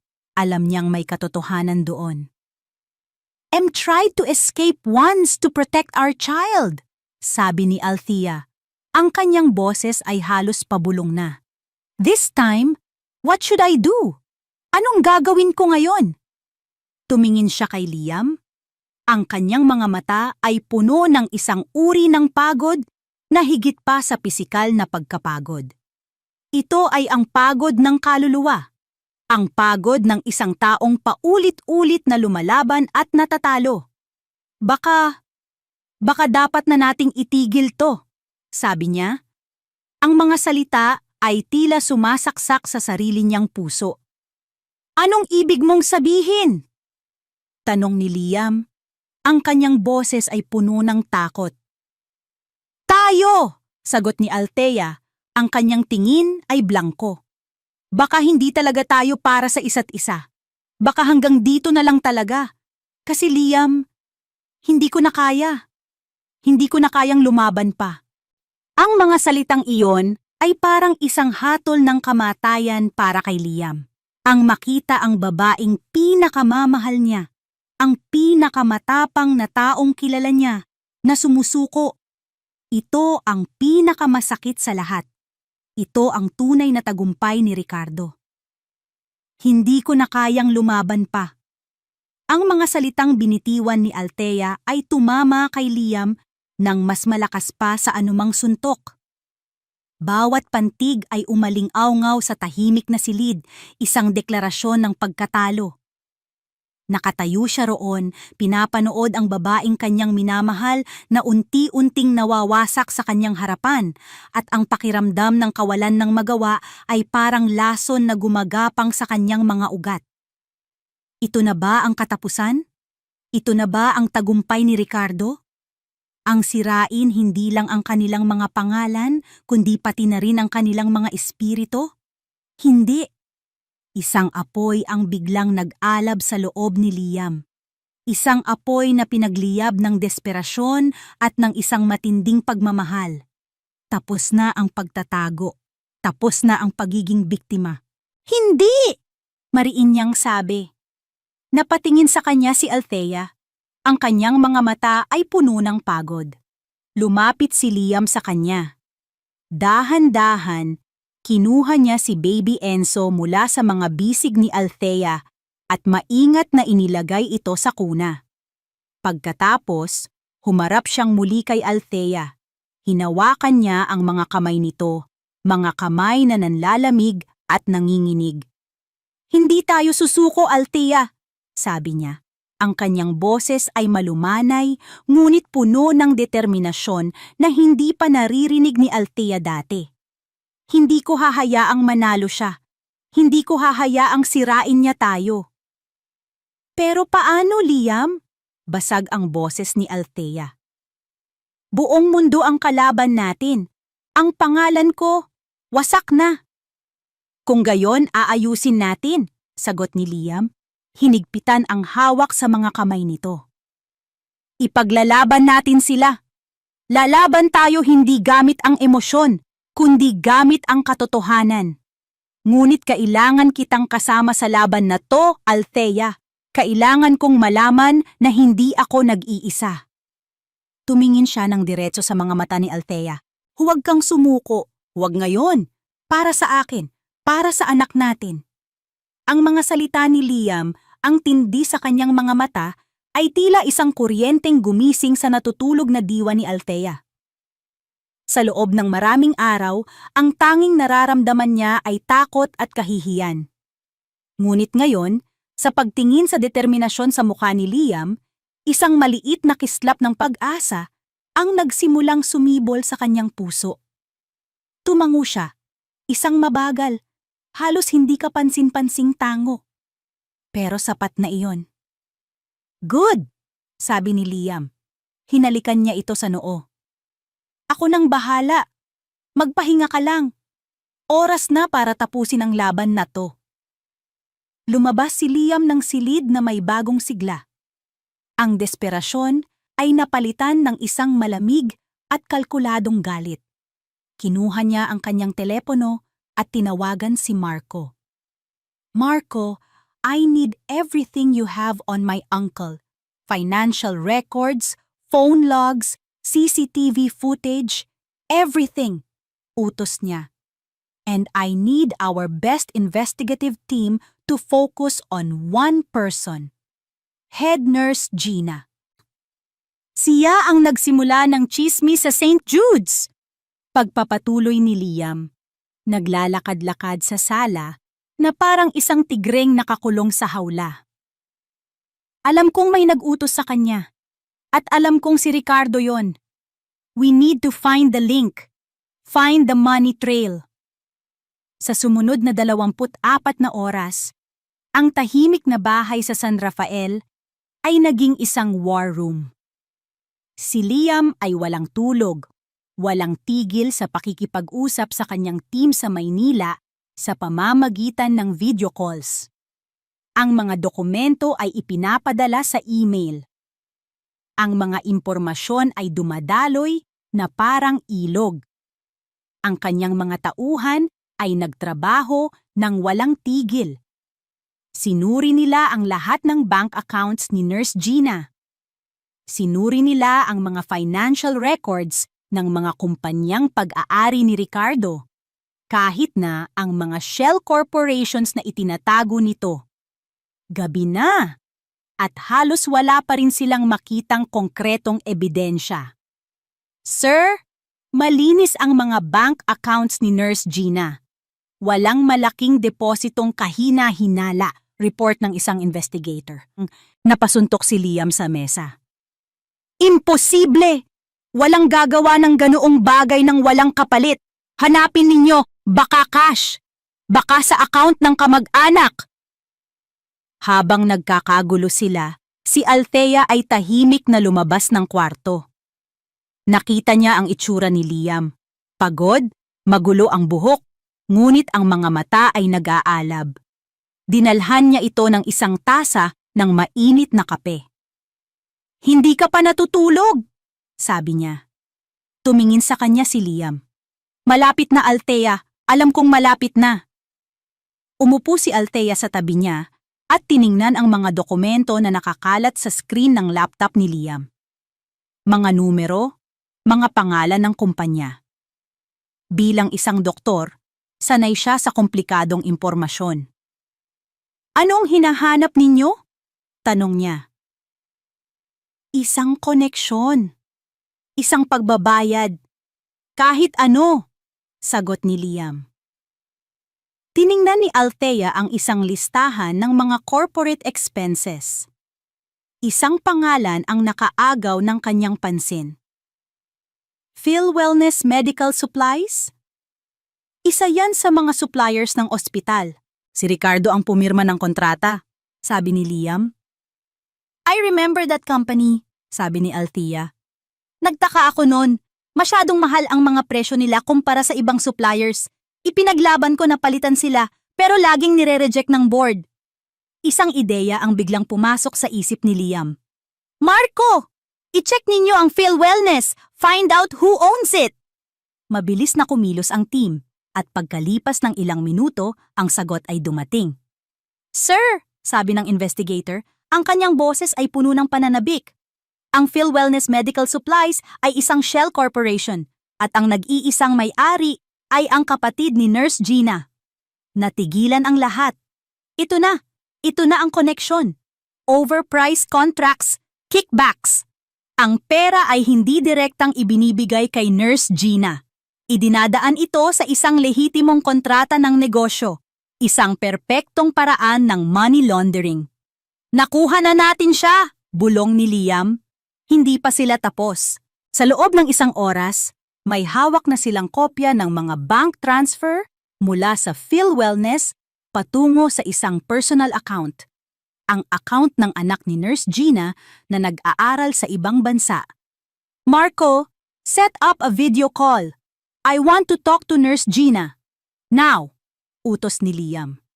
Pagkalipas ng ilang minuto, lumitaw ang mukha ni Nurse Gina sa screen.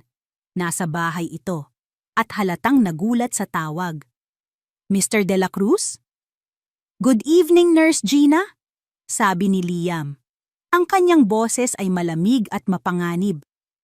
Maganda ba ang gabi mo? Dahil sisirain ko yan ngayon. Ipinakita ni Liam sa screen ang kopya ng mga bank transfer. Ang mukha ni Nurse Gina ay biglang namutla na parang isang multo. Hindi ko alam yan, nauutal niyang sabi. Talaga? Tanong ni Liam. Dahil ang NBI ay siguradong magiging interesado sa overpriced contracts, kickbacks, at money laundering. At sigurado rin akong magiging interesado ang US Embassy kung paano napopondohan ang pag-aaral ng anak mo gamit ang perang galing sa krimen. Nagsimulang umiyak si Nurse Gina. Maawa ka, sir. May pamilya ako. May pamilya ka? Ulit ni Liam, ang kanyang boses ay tumaas na. Sinira mo ang pamilya ko! Sinira mo ang buhay ng isang inosenteng tao! Para saan? Sa pera? Napasigaw na si Nurse Gina sa pag-iyak. Inutusan lang ako! Inutusan lang ako ni Sir Ricardo! At doon, ikinuwento niya ang lahat. Ang utos ni Ricardo, ang plano, ang pagpapakalat ng tsismis. Habang nagsasalita si Nurse Gina, nire-record ni Liam ang lahat. Pagkatapos ng tawag, isang nakakabinging katahimikan ang bumalot sa silid. Humarap si Liam kay Althea. Ang kanyang mga mata, na kanina'y puno ng galit, ngayon ay may bagong liwanag. Ang liwanag ng pag-asa. Ang liwanag ng tagumpay. Hinawakan niya ang kamay ni Althea. May ebidensya na ako, Althea. May confession na tayo. Tumingin siya sa mga mata nito. Bukas, babalik tayo ng Maynila. At tatapusin na natin ang digmaang ito. Handa ka na bang harapin sila kasama ko? Ang pagbabalik sa Maynila ay ibang-iba sa kanyang pag-alis. Dati, umalis si Althea sa dilim ng gabi. Mag-isa, durog ang puso, at tumatakas na parang isang kriminal. Ngayon, Bumalik siya sa sikat ng araw. Kasama si Liam, hawak ang kanilang anak, at handa nang harapin ang digmaan. Ang St. Jude's Medical Center ay nagkakagulo. Isang emergency press conference ang ipinatawag ni Liam de la Cruz. Walang nakakaalam kung para saan ito, ngunit ang buong media, ang mga miyembro ng board at halos lahat ng empleyado ng ospital ay naroon, nag-aabang sa malaking anunsyo. Ang bulungan ay malakas. Ito na ba ang araw kung kailan formal na aalisin si Dr. Rivera sa ospital? O baka naman aaminin na ni Mr. De La Cruz na naloko siya?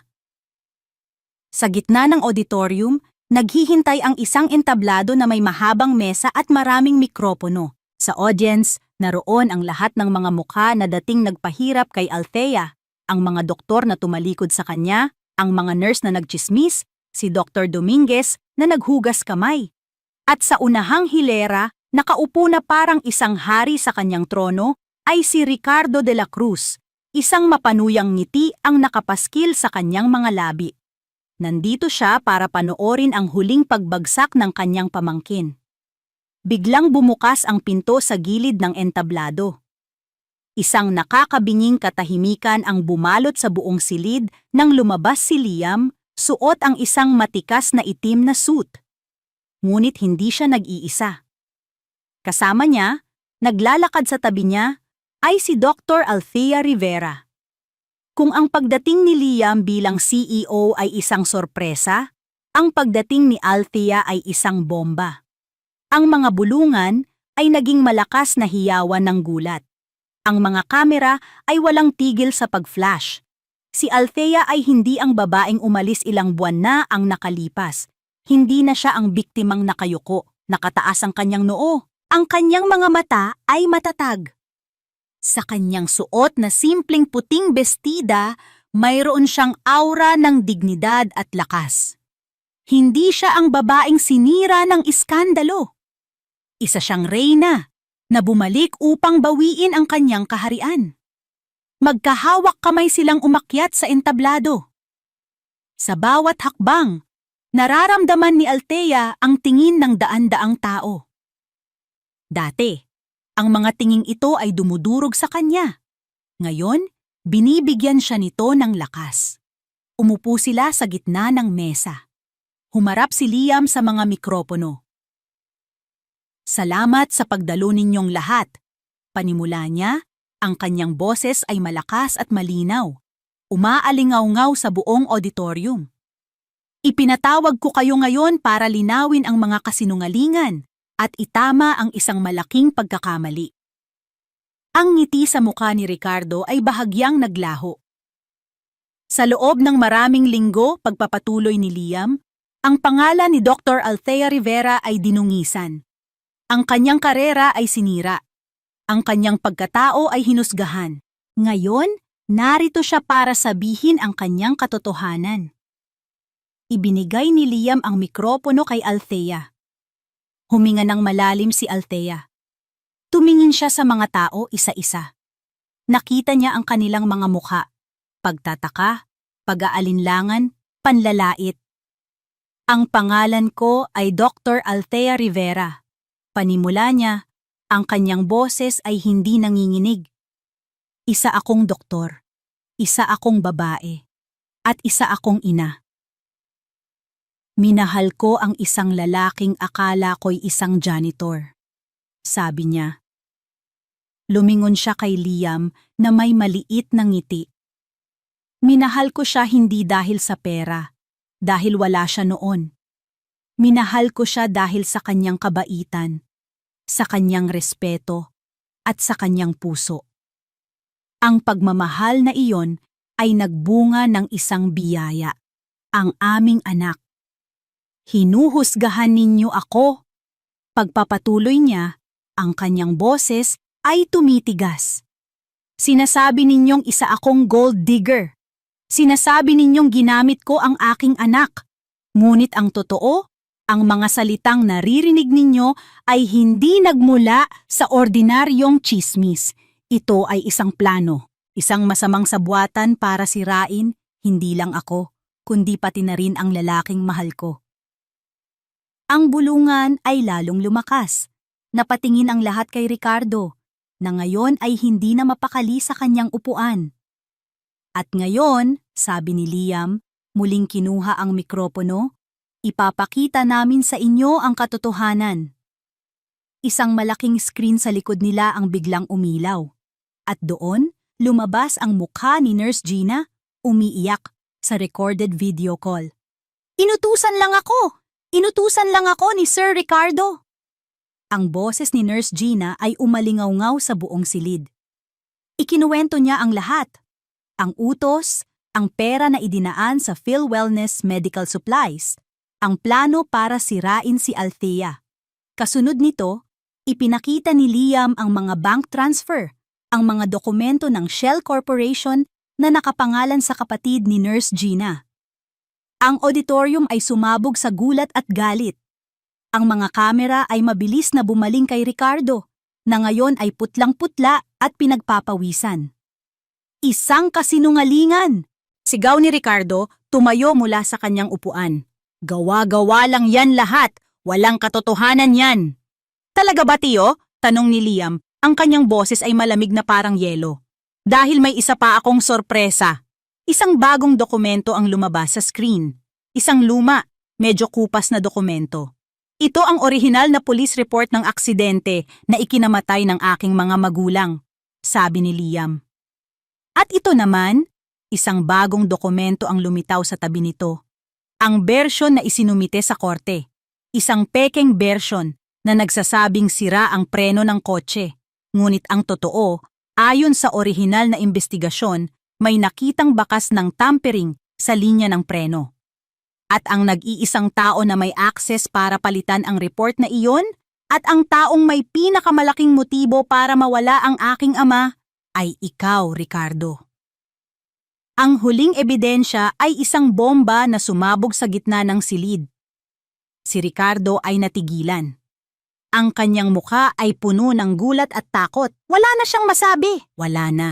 At sa sandaling iyon, ang mga pinto sa likod ng auditorium ay bumukas. 2 pulis, nakauniporme, ang dahan-dahang naglakad sa aisle patungo sa direksyon ni Ricardo de la Cruz. Nagtapos ang press conference sa isang eksena ng kaguluhan.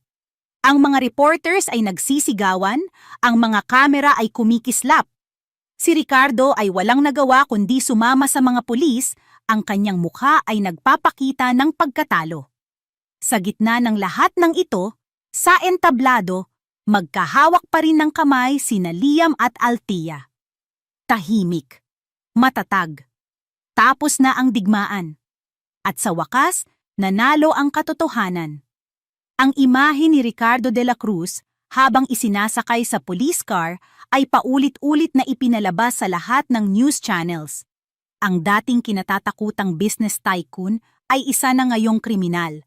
Ang kanyang mukha ay nakatatak sa bawat dyaryo at website. Ang iskandalo ng gold-digging doctor ay agad na namatay at napalitan ng mas malaking kwento ng De La Cruz Empire's Dirty Secrets. Ang opinyon ng publiko, na kasing bilis ng hangin kung magbago, ay bumaliktad. Ang dating mga mapanghusgang komento online ay napalitan ng mga salita ng suporta at paghanga. Si Althea, na dating tinawag na desperada, ay isa na ngayong simbolo ng katatagan. Si Liam, na dating tinawag na kawawang biktima, ay isa na ngayong bayani na naghahanap ng hustisya para sa kanyang mga magulang. Ang St. Jude's Medical Center, sa desperadong pagtatangkang iligtas ang kanilang nasirang reputasyon, ay mabilis na kumilos. Isang linggo pagkatapos ng press conference, isang formal na pagpupulong ang muling naganap sa boardroom. Ngunit ngayon, ang kapaligiran ay ibang-iba. Si Liam, bilang CEO, ay nakaupo sa dulo ng mesa. Sa kanyang tabi, bilang panauhing pandangal, ay si Althea na may dalang kapayapaan sa kanyang puso.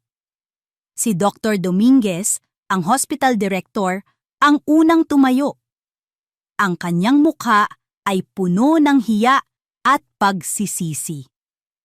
Dr. Rivera, Althea, Panimula niya, ang kanyang boses ay nanginginig sa ngalan ng buong board, ng buong St. Jude's. Gusto naming humingi ng isang malalim at taos-pusong paumanhin. Yumuko siya ng bahagya, isang gesto na hindi pa niya nagagawa kanino man. Nagkamali kami. Nagpadala kami sa tsismis at sa takot. Ipinagkanulo namin ang isa sa aming pinakamahusay na doktor. Walang salita ang makakapagpahayag kung gaano namin ito pinagsisisihan. Ang ibang miyembro ng board ay tumango, ang kanilang mga mukha ay nagpapahayag ng parehong damdamin. Ang iyong pagbibitiw ay hindi namin tinatanggap, pagpapatuloy ni Dr. Dominguez. Ang iyong posisyon bilang Head of Cardiothoracic Surgery ay naghihintay sa iyo. Hinihiling namin, Dr. Rivera, na bumalik ka sa amin. Ang ospital na ito ay nangangailangan sa iyo. Ang alok ay nakalatag na sa mesa. Ang posisyong ipinagkait sa kanya, ang karangalang inagaw sa kanya, ay ibinabalik na ngayon, nakabalot sa isang formal na paghingi ng tawad. Tiningnan ni Althea ang mga mukha sa paligid niya. Nakita niya ang pagsisisi sa mga mata nila, ngunit nakita rin niya ang alaala ng sakit na idinulot nila. Pagkatapos ng pagpupulong, tumayo sina Liam at Althea sa rooftop ng ospital. Ang parehong rooftop kung saan nagsimula ang kanilang lihim na pag-iibigan. Gabi na, at tanaw nila ang libu-libong ilaw ng syudad. Anong desisyon mo? Tanong ni Liam. Tumingin si Althea sa malayo. Hindi ko alam. Isang bahagi sa akin ay gustong bumalik. Gusto kong patunayan sa kanila na hindi nila ako kayang sirain. Huminga siya ng malalim. Pero isang bahagi rin sa akin ang nagsasabing, tapos na ang yugto na iyon. Hinawakan ni Liam ang kanyang kamay. Ano man ang maging desisyon mo, kasama mo ako. Tumingin si Althea sa kanya. Tapos na ba talaga, Liam? Ang laban kay Ricardo? Umiling si Liam. Nagsisimula pa lang ang kaso. Mahaba pa ang proseso. Pero ang mahalaga, hawak na siya ng batas. At ang kumpanya, nililinis ko na. Tinatanggal ko ang lahat ng mga taong katulad niya. May isang bigat pa rin sa boses ni Liam, isang sugat na hindi pa ganap na naghihilom. Hindi lang ang kumpanya ang sinira niya, Althea. Pag-amin niya. Sinira niya ang tiwala ko sa pamilya. Sa loob ng maraming taon, siya ang tanging kamag-anak na meron ako. Siya ang tumayong ama sa akin pagkatapos mamatay ni na Papa. At sa buong panahong iyon, ang demonyo na pumatay sa kanila ay siya rin palang yumayakap sa akin. Niyakap ni Althea si Liam. Sa pagkakataong ito, siya naman ang naging lakas nito. Naramdaman niya ang panginginig ng mga balikat nito, ang bigat ng isang dekada ng panlilinlang. Hindi ka nag-iisa, bulong ni Althea. May pamilya ka. Ako. At si Enzo. Tayo ang pamilya mo ngayon. Nanatili sila sa ganoong posisyon, magkayakap sa ilalim ng mga bituin, dalawang kaluluwang sinubok ng apoy at lumabas na mas matatag. Ang mga sugat ay naroon pa, ngunit nagsisimula na silang maghilom. Bumalik sila sa kanilang bahay. Isang tunay na bahay ngayon, hindi na isang taguan. Naabutan nilang mahimbing na natutulog si Baby Enzo sa kanyang kuna. Umupo si Althea sa tabi ng kuna, hinahaplos ang malambot na buhok ng kanyang anak. Tinitigan niya ang payapang mukha nito, walang kamalay-malay sa bagyong dinaanan nila para sa kanya. Kinuha niya ang sobre na ibinigay ni Dr. Dominguez kanina. Ang formal na sulat na nag-aalok sa kanya na bumalik. Tiningnan niya ito ng matagal. Pagkatapos, tumingin siya kay Liam na nakasandal sa may pintuan, pinapanood sila. At sa huli, tumingin siyang muli sa kanyang anak. Sa kanyang isipan, isang desisyon ang nabuo. Isang desisyon na hindi batay sa galit o sa pagnanais na maghiganti. Isang desisyon na hindi batay sa kung ano ang sasabihin ng ibang tao. Isang desisyon na batay sa kung ano ang tunay na mahalaga. Isang maliit at misteryosong ngiti ang sumilay sa kanyang mga labi. Alam na niya kung ano ang kanyang gagawin. Lumipas ang 6 na buwan. Ang ingay ng iskandalo ay unti-unti nang humina, napalitan ng mga bagong balita, ng mga bagong drama. Ang kaso laban kay Ricardo de la Cruz ay patuloy na umuusad, ngunit para kina Liam at Althea, ang digmaan ay matagal nang natapos. Isang pamilyar na simoy ng hangin ang muling humaplos sa mukha ni Althea. Ang parehong hangin na may amoy ng alat ng dagat, ang parehong init ng araw. Ngunit ngayon, wala nang bigat ng kalungkutan. Nakatayo siya sa harap ng isang bagong tayong gusali, simple ngunit moderno. Sa itaas ng pasukan, isang pangalan ang nakasulat sa malalaking letra, Rivera de la Cruz Community Clinic. Ito ang kanyang naging desisyon. Tinanggihan niya ang alok na bumalik sa St. Jude's. Ang puso niya ay wala na sa mga engrandeng pasilyo nito, sa politika, sa presyon. Ang puso niya ay nasa bayang nagbigay sa kanya ng kanlungan noong mga panahong pinakamadilim ng kanyang buhay. "Handa ka na ba, ma'am?" Tanong ni Liam sa kanyang tabi, isang mapaglarong ngiti sa kanyang mga labi. Hindi na siya nakasuot ng mamahaling suit, kundi isang simpleng polo shirt at maong. Ngumiti si Althea pabalik. "Handang-handa na, sir!"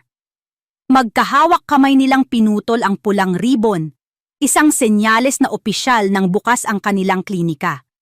Ang mga tao ng San Rafael, sa pangunguna ni Aling Nena, ay masayang pumalakpak. Sila ang mga unang pasyente, mga kaibigan, ang bagong komunidad ni Althea. Sa loob ng klinika, suot muli ni Althea ang kanyang puting damit. Ngunit hindi na ito ang puting damit na sumisimbolo sa kapangyarihan at malamig na propesyonalismo.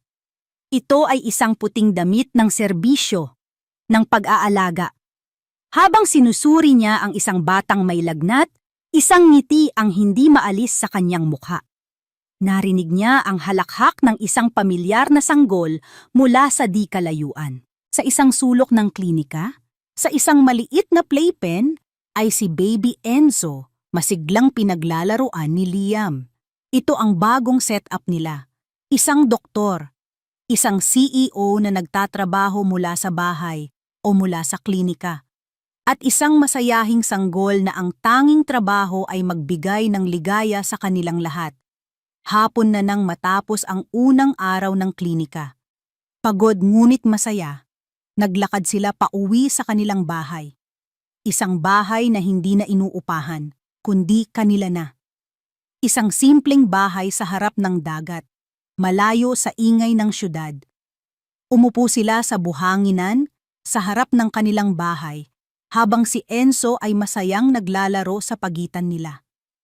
Ang langit ay nag-aapoy sa kulay kahel at rosas. Ang araw ay dahan-dahang lumulubog sa dagat. "Masaya ka ba dito?" tanong ni Liam, ang kanyang braso ay nakaakbay kay Althea. Sumandal si Althea sa kanyang balikat. "Hindi ko pa naramdaman ang ganitong kapayapaan sa buong buhay ko." Tumingin siya sa paligid. Ang simpleng buhay, ang tahimik na paligid. "Akala ko dati, ang halaga ko ay nasa titulo ko, sa reputasyon ko. Akala ko ang tagumpay ay nasa pagiging pinakamagaling sa St. Jude's." Huminga siya ng malalim, ang sariwang hangin ay pumuno sa kanyang mga baga. "Pero dito ko natagpuan ang lahat. Ang halaga pala ay wala sa kung ano ang tingin sa'yo ng ibang tao. Nasa paggising mo sa umaga, na alam mong may dahilan ng buhay mo, na may mga taong nagmamahal sa'yo, at may mga taong kailangan ng tulong mo." Tumingin siya sa mga mata ni Liam. "Salamat, Liam, sa pagpapakita mo sa akin kung ano ang tunay na mahalaga." Hinaplos ni Liam ang kanyang mukha. "Hindi ako, Althea. Ikaw. Ikaw ang nagpakita sa akin kung paano muling magtiwala. kung paano muling bumuo ng isang pamilya. Kayo ni Enzo. Alam mo, sabi ni Althea na may kasamang ngiti. Noong una kitang makita sa St. Jude's, naisip ko, kawawa naman yung janitor, mukhang pagod na pagod. Tumawa si Liam. At ako naman, naisip ko, napakasungit naman ng doktorang yun, parang laging may kaaway. Nagtawanan sila, ang tunog ng kanilang mga halakhak ay humalo sa tunog ng mga alon. Ang dating Dr. Rivera at ang dating janitor. Ang dalawang mundo na nagbanggaan, nasira, at muling nabuo, mas matibay, mas totoo. Kinuha ni Liam si Enzo at itinaas ito sa hangin. Ang halakhak ng bata ay ang naging musika ng kanilang paglubog ng araw. Ito, sabi ni Althea, ang kanyang puso ay puno ng pasasalamat habang pinapanood ang kanyang mag-ama. Ito ang tunay na halaga. Ito ang tunay na tagumpay. Tumingin sa kanya si Liam. Ang kanyang mga mata ay nagniningning sa pag-ibig. Isang pag-ibig na sinubok ng kasinungalingan, hinusgahan ng mundo, ngunit sa huli ay nanatiling dalisay. Hindi, sabi nito. Ang boses ay puno ng katiyakan. Kayo ni Enzo ang lahat. At sa paglubog ng araw sa San Rafael, isang bagong simula ang sumisikat para sa kanila. Isang simula na binuo hindi sa pundasyon ng mga pangarap at reputasyon, kundi sa pundasyon ng katotohanan, pagpapatawad at isang pag-ibig na mas malakas pa sa anumang unos. At dito po nagtatapos ang kwento nina Dr. Althea Rivera at Liam de la Cruz. Mga minamahal kong tagapakinig, mula sa kaibuturan ng aking puso, maraming salamat sa inyong walang sawang pagsubaybay at pagsama sa amin sa paglalakbay na ito. Ang pagsulat sa bawat kabanata ng buhay nina Althea at Liam ay isang paglalakbay din para sa akin. At layunin kong iparamdam sa inyo ang bawat sakit, bawat takot, at bawat kilig na kanilang naramdaman. Sapagkat ang kwento nila ay kwento rin natin. Isang paalala na ang tunay na halaga ng isang tao ay hindi nasusukat sa kanyang titulo, yaman, o sa kung ano ang sasabihin ng iba, kundi sa tibay ng kanyang puso at dignidad sa gitna ng mga pagsubok. Isang paalala na ang pag-ibig, kapag totoo, ay kayang maghilom ng pinakamalalim na sugat at magbigay sa atin ng lakas na bumangon. At higit sa lahat, isang paalala na laging may pag-asa at bagong simula na naghihintay pagkatapos ng pinakamadilim na unos. Nais ko sanang marinig ang inyong mga saloobin. Huwag po kayong mag-atubiling iwan ang inyong mga komento sa ibaba. Ano ang pinakapaborito ninyong eksena? Anong aral ang inyong napulot mula sa kwento nina Althea at Liam? Ang bawat mensahe ninyo ay isang inspirasyon para sa akin. Muli, maraming salamat sa inyong pagmamahal. Hanggang sa ating muling pagsasama sa susunod na kwento. Nagmamahal, pusong muling umiibig.